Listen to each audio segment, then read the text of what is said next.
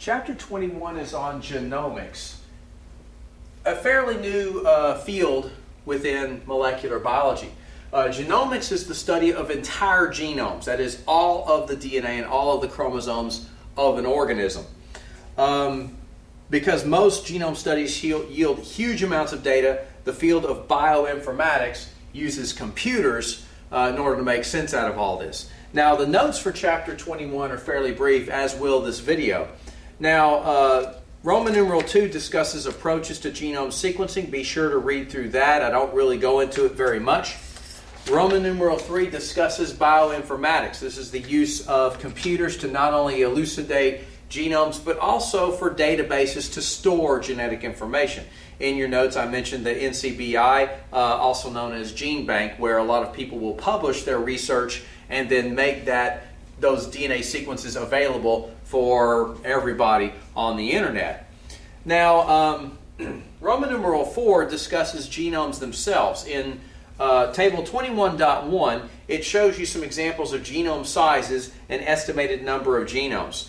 Now, genome sizes. The human genome is about 3 billion base pairs long in the haploid set. Most prokaryotes have only a few million base pairs. Most eukaryotes have several hundred to several thousand mega base pairs or million base pairs. Now, the actual number of genes varies from organism to organism. Most eukaryotes have between 10,000 and 30,000 coding gene loci. Humans have approximately 21,000 coding gene loci.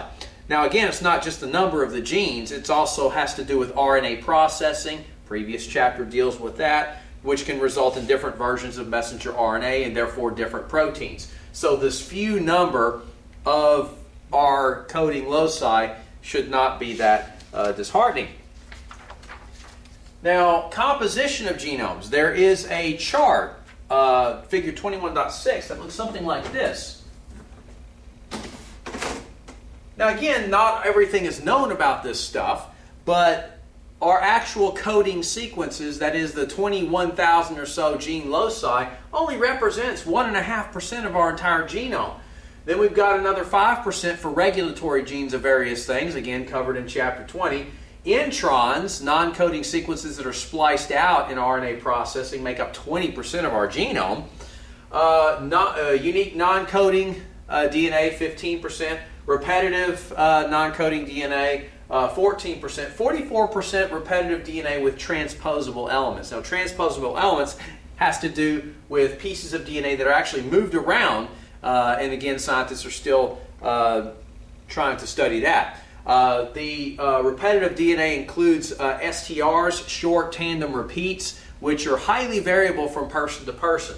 And in another chapter, you learn how this can be used for DNA fingerprinting studies or DNA profiling in, say, forensics. So be sure to look over these things and, again, try not to get too buried in the details.